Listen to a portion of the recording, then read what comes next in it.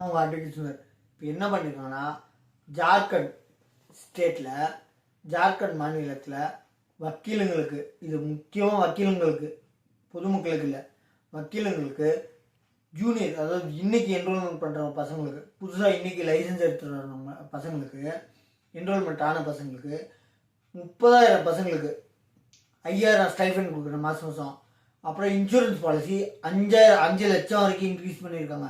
அப்புறம் ரிட்டையர்மெண்ட் 60 வயசு மேலே ஆனவங்களுக்கு ரிட்டையர்மெண்ட்டில் பென்ஷன் பணமாக 14,000 ரூபா கொடுக்குற சொல்லியிருக்காங்க. இது அப்ரூவ் பண்ணியிருக்காங்க, பில்லு பாஸ் பண்ணி அப்ரூவ் பண்ணியிருக்காங்க. அதை ஃபோட்டோ போட்டிருக்கேன். ஒரு வக்கீலுக்கு ஒரு ஸ்டேட்டில் ஸ்டைஃபன் 5,000 கொடுக்க சொல்லியிருக்காங்க. அதாவது புது பசங்களுக்கு, அட்வொகேட் பசங்களுக்கு, அது ஆணாக இருக்கட்டும் பெண்ணாக இருக்கட்டும், புது ஆளுங்களுக்கு 5,000, அவங்களோட இன்சூரன்ஸ் 5 லட்சம் வரைக்கும் வைத்திருக்காங்க. ஒரு பென்ஷனாக 14,000 வரைக்கும் இன்க்ரீஸ் பண்ணியிருக்காங்க.